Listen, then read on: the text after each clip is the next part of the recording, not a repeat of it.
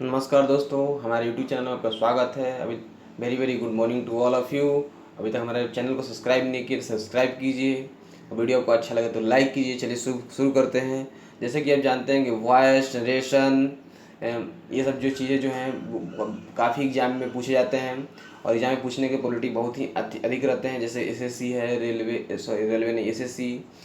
उसके अलावा बात करते हैं अगर हम एयरफोर्स, नेवी, एसएसआर, डीआरडीओ, ये सब में जो होता है पूछने के चांसेस अधिक रहते हैं। इसलिए हमने आज सोचा कि आपको वॉइस पढ़ा दें। अभी तक हमारे नरेशन के वीडियो नहीं देखा है तो आप जाकर पीछे देख सकते हैं। उसके बाद बात करते हैं हम वॉइस में जो है वॉइस नरेशन में सिर्फ ध्यान रखना है कि नरेशन जो होता है वो डायरेक्ट इनडायरेक्ट स्पीच बोलते हैं। डायरेक्ट इनडायरेक्ट स्पीच में हम ये डायरेक्ट में एक बात को दूसरे रूप में बोलते हैं।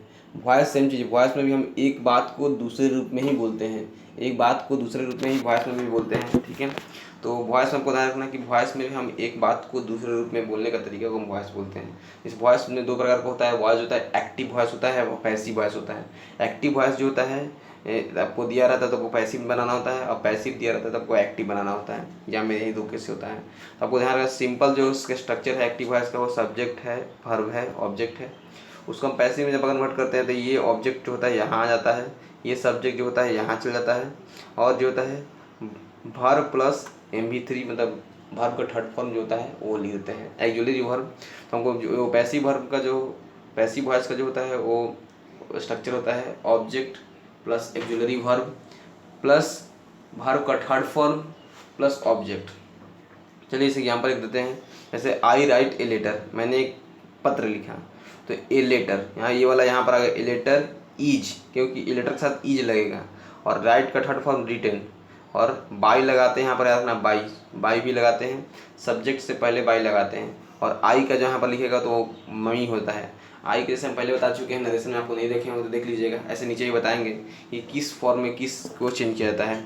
आई को मी में जैसे कन्वर्ट कर, वी को अस में कन्वर्ट करते हैं, तो आप ध्यान रखिएगा ये जो है यहाँ पर आगे कन्वर्ट होगा, वी आई का जो हो जाएगा वो हो जाएगा मी में कन्वर्ट हो जाएगा। चलिए अब आगे बढ़ते हैं। तो हम ध्यान रखिएगा जैसे कि बता चुके हम, एक्टिव का जो सब्जेक्ट होता है, ये एक्टिव का जो सब्जेक्ट है वो पैसिव का ऑब्जेक्ट होता है, पैसिव का ऑब्जेक्ट होता है। और एक्टिव का जो ऑब्जेक्ट होता है वो पैसिव का जो होता है वो सब्जेक्ट होता है, ठीक है। उसको बात करते हैं। दो चीज़ें को ध्यान रखना है कि कभी भी हमको जो है MV3 जो है वो लगाना है, मैंने वर्ब का थर्ड फॉर्म हमेशा लगाना जरूरी है, हमेशा लगाना जरूरी है। एक बार बोल रहे हैं, हमेशा लगाना जरूरी है, ठीक है। उसके बाद करते हैं बाई, उसके बाद हम बाई लगाते हैं, उसके बाद हम बाई लगाते हैं। और बाई किसी किस में जो होता है, किसी किसी केस में नहीं लगता है, वो हम बता देंगे। मेनली जो होता है प्रीपोजिशन वाले वर्ड आते हैं, तो उस केस में जो होता है बाई के बदला में जो होता है उसका प्रीपोजिशन लगता है। स्पेशल जो प्रीपोजिशन वाले वर्ड तो उनके साथ जो लगता है वो प्रीपोजिशन वर्ड लगता है, तो वो थोड़ा थोड़ा ध्यान रखना है। उसके हम बाद में बताएंगे, उसका डिस्कस करेंगे, क्वेश्चन जब सॉल्व करेंगे तब हम डिस्कस करेंगे। जैसे कि मैं बताया था अभी थोड़ी देर पहले कि यहाँ पर जो होता है कि आई की जगह पर यहाँ पर मी कन्वर्ट हुआ है ना, तो उस तरह से आपको ध्यान रखना है कि किस चीज़ के लिए क्या कन्वर्ट होगा। तो छोटी सी चीज़ है तो ध्यान रखना है कि आई रहेगा तो आई के बदले में मी लिख दीजिएगा, वी रहेगा तो अस लिख दीजिएगा, यू रहेगा तो यू ही रहेगा, दे रहेगा तो दे, ही रहेगा तो हिम, सी रहेगा तो हर, और हु रहेगा तो बाई होम आप लिख दीजिएगा। एक ध्यान रखना, हु तो बाई होम होता है, हु तो बाई होम होता है, ठीक है। नेक्स्ट कुछ चीज़ें आपको ध्यान रखना बहुत जरूरी है, आपको बताते हैं। किस जो एक्टिव ये फॉर्म है पैसिव फॉर्म है, तो एक्टिव से जब पैसिव फॉर्म आप कन्वर्ट करिएगा तो क्या चेंजिंग होगा आपको ध्यान रखना है। तो आपको अगर सेंटेंस में सिंपल प्रेजेंट टेंस है तो एम इज आर पैसिव में लगा देना है, कुछ नहीं करना है। ऐसे सिंपल उसका से am is are plus ING है अगर एक्टिव में, तो एम इज आर बीइंग लगा देना है, ठीक है। हैज हैव है तो हैज हैव बीन कर देना है। सिंपल पास्ट अगर टेंस है तो वाज वेयर लगा देना है। वाज वेयर प्लस ING है तो वाज वेयर प्लस बीइंग लगा देना है। हैड है तो हैड बीन कर देना है। विल सेल हैव है तो विल सेल हैव बीन कर देना है। विल सेल है तो विल सेल बी कर देना है। तो अब यहाँ पर कुछ नहीं चीज़ ध्यान रखना है कि सिंपल है, एम ई जार है, यहाँ पर एम ई जार होता है तो एम ई जार ही रख देना है। Am is are plus ING है तो बीइंग लगा देना है। हैज हैव है तो बीन लगा देना है। यहाँ पर सिंपल पास्ट वाज में ही होता है तो इसलिए वाज वेयर लगा देना है। यहाँ पर ING आया तो बीइंग लगा दिए। हैड है तो हैड बीन लगा दिए, जैसे हैव बीन हुआ था वैसे हैड बीन हो गया। विल सेल हैव है तो हैव आया तो हैव का बीन लगाते हैं तो बीन लगा दिए। विल सेल रहेगा तो इसके बाद बी लगा दिए। ठीक है, याद करने का तरीका क्या है आपको देखिए, देखिए विल सेल हैव लगा है थोड़ा सा बड़ा, ये बड़ा हो गया, उसके बाद हैव लग गया इसलिए हैव के बाद बी डबल ई एन लगा दिए। यहाँ पर विल सेल सिर्फ रहा तो बी ई लगाएं। इस तरह से आप याद रख सकते हैं। छोटा है तो छोटा लगा, बड़ा है तो बड़ा लगा। इस तरह से कुछ चीज़ें का ध्यान रखना है कि ये 4 टेंस है जिसका जो होता है वो पैसिव जो होता है वो एग्जिस्ट नहीं करता है। Present perfect continuous tense, past perfect continuous tense, future continuous tense and future perfect continuous tense, इनका जो होता है पैसिव एग्जिस्ट नहीं करता है। ठीक है, उसके बाद बात करते हैं कि सिंपल तरीक़ा से दो चार चीज़ें आपको ध्यान रखना है जो कि काफ़ी एग्जाम में कंफ्यूज करता है, तो आपको ध्यान रखना बहुत ही ज़रूरी है। वो है क्या, डू डज अगर रहेगा एक्टिव में, ये एक्टिव में रहेगा, ये पैसिव। ठीक है, तो अगर डू डज रहेगा तो उसको हम पैसिव में जो लिखेंगे वो इज लिखेंगे। ठीक है, डीड रहेगा, डीड रिप्रेजेंट करता है सिंपल पास्ट टेंस का, इसलिए हम यहाँ पर वाज लिखेंगे। ठीक है, सूड में मस्ट, अगर सूड में मस्ट रहेगा, अगर तो हम सूड को शुड बी में कन्वर्ट करेंगे, मस्ट को मस्ट बी में कन्वर्ट करेंगे, मे को मे बी में कन्वर्ट करेंगे, ध्यान रखिएगा। आउट रहेगा तो आउट टू में लिख देंगे पैसिव में, आउट अगर एक्टिव में है तो आउट टू पैसिव में लिखेंगे। कैन और मे है, कैन है तो कैन भी लिखेंगे पैसिव में, मे है तो मे भी पैसिव में लिखेंगे। ठीक है, टू है तो टू भी लिखेंगे। याद रखना टू बहुत ही इंपॉर्टेंट है, टू वाला जो ये कुछ पार्ट है बहुत ही इंपॉर्टेंट है। टू अगर एक्टिव में है उसको हम टू बी में कन्वर्ट करते हैं, टू होता है तो टू बी में कन्वर्ट करते हैं, बहुत ही इंपॉर्टेंट है। कुछ एग्जाम्पल्स बेसिक एग्जाम्पल्स करते हैं जो कि काफ़ी मतलब बेसिक लेवल का है, जो कि आपको ध्यान रखना है। ठीक है, लेकिन बहुत ही मतलब आपको बेस मजबूत करने के लिए बहुत ही इंपॉर्टेंट है।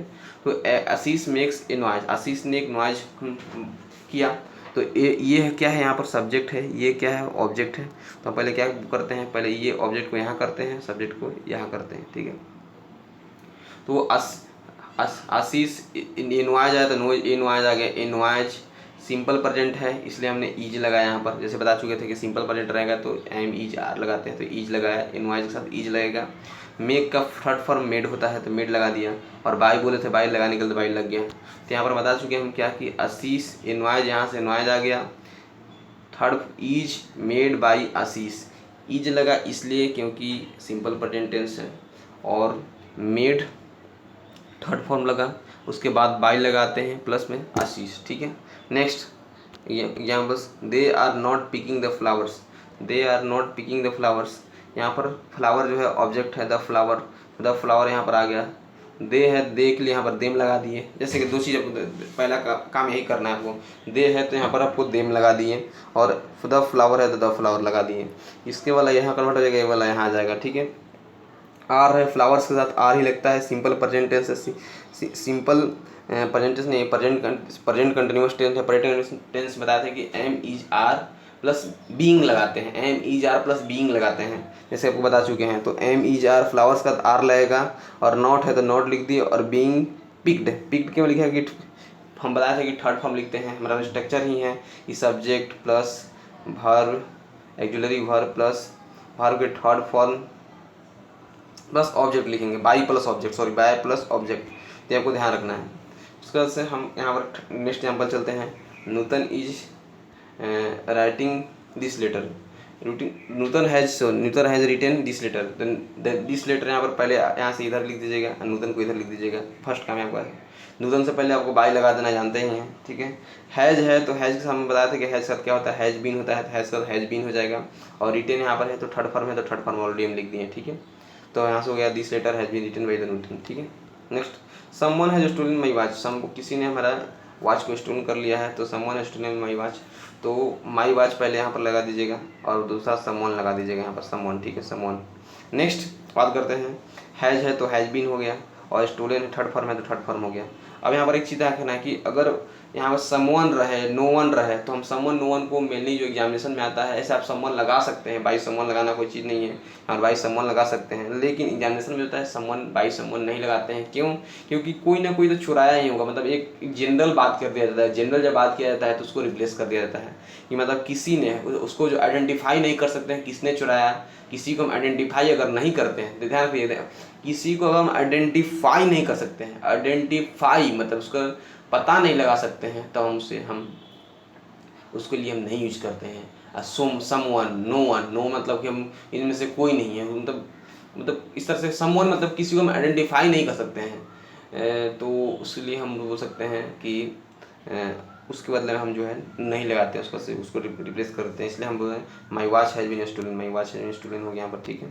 Next, the police did not catch the thief, police ने थीफ को नहीं पकड़ा है। तो पहला काम है द थीफ को यहाँ लगा देना, पुलिस को यहाँ लिख देना, पुलिस लिख देना है। द पुलिस से पहले बाय लगा देना, ठीक है। डीड है, डीड के लिए पहले थोड़ा पहले बता दें कि डीड रहेगा तो हम वाज लगाएंगे, तो यहाँ पर द या वेयर लगाएंगे। द थीफ एक व्यक्ति को रिप्रेजेंट करता है, इसलिए जो है वहाँ पर वाज लगाएं। नॉट था द नॉट, और कैच का थर्ड फॉर्म कॉट। तो यहाँ पर सिंपल हो गया कि the thief was not caught by police. Next, someone was reading the Ramayana, कोई रामायण मतलब पढ़ रहा है, ठीक है। द रामायण पहले काम था, द रामायण यहाँ पर कर दिया। समवन बताया था कि समवन किसी को हम पता नहीं कर पाते, आइडेंटिफाई नहीं कर पाते समवन केस में, तो हम इसलिए समवन नहीं लिखते हैं। वाज था तो वाज हमने लिख दिया। और रीडिंग आई बोला था कि एम इज आर, चाहे वाज या कुछ भी हो, प्लस ING रहेगा। ये जो है वो पास्ट कंटिन्यूअस टेंस है, मतलब वाज प्लस ING है, तो हम वाज प्लस बीइंग लगाते हैं, तो वाज प्लस बीइंग लगा दिए। और रीड का थर्ड फॉर्म होता है रीड ही होता है, ठीक है। नेक्स्ट जो है the player had won the match, player जो had won the match, the match had been won by the player. यहाँ पर देखिए द मैच है तो मैच को यहाँ पे लिख दिया, द प्लेयर को द प्लेयर लिख दिए, प्लेयर से पहले बाय लगाना था बाय लगा दिए। हैड है तो हैड बीन लिख दिए, ओन का थर्ड फॉर्म ऑन ही, ठीक है, क्योंकि ओन थर्ड फॉर्म में लिखा हुआ है इसलिए ऑन हो गया, ठीक है। तो यहाँ से सिंपल हो गया, the match had been played by the player. Next, people will remember the Mother Teresa, people जो है मदर टेरेसा को रिमेंबर करेंगे, पीपुल मदर टेरेसा को रिमेंबर करेंगे। तो यहाँ पर देखो Mother Teresa will be remembered. People जो है एक किसी खास को हम आइडेंटिफाई नहीं कर सकते हैं। पीपल जो होता है पूरा दुनिया को, पूरा देश के लोग, पूरा दुनिया को लोग को बोलते हैं। तो पूरा दुनिया में किसी खास व्यक्ति को हम आइडेंटिफाई नहीं कर सकते हैं, किसी खास व्यक्ति को हम आइडेंटिफाई नहीं कर सकते कि यही आदमी उसको मतलब उनको जो है वो मतलब याद करेगा। तो इसलिए हम किसी खास व्यक्ति को जब आइडेंटिफाई नहीं कर पाते हैं तब हम उसे बाई प्लस समथिंग जो है बाई प्लस पीपुल लिख भी सकते हैं, लेकिन एग्जाम में लिखा हुआ नहीं आता है, इसलिए क्योंकि हम उसे आइडेंटिफाई नहीं कर सकते हैं, वो सभी लोगों के लिए एप्लीकेबल है, इसलिए हम बाई प्लस पीपल नहीं लगाते हैं। नेक्स्ट, यहाँ से हम मदर टेरेसा को मदर टेरेसा लिख दिए। विल है तो विल के लिए बताया था कि विल भी होगा, रिमेंबर का थर्ड फॉर्म रिमेंबर्ड, तो mother Teresa will be remembered, simple हो गया, ठीक है। नेक्स्ट जो है वो they will have built the house, तो यहाँ पर सिंपल कुछ नहीं करना, द हाउस है तो द हाउस लगा दिए। दे का थर्ड फॉर्म दे के लिए देम लगाएंगे, ठीक है। तो विल के लिए विल हैव है तो विल हैव के लिए बताया था कि विल हैव बीन होता है, तो विल हैव बीन हो गया। और बिल्ट का थर्ड फॉर्म होता है वो बिल्ट होता है, ये हाँ सॉरी विल हैव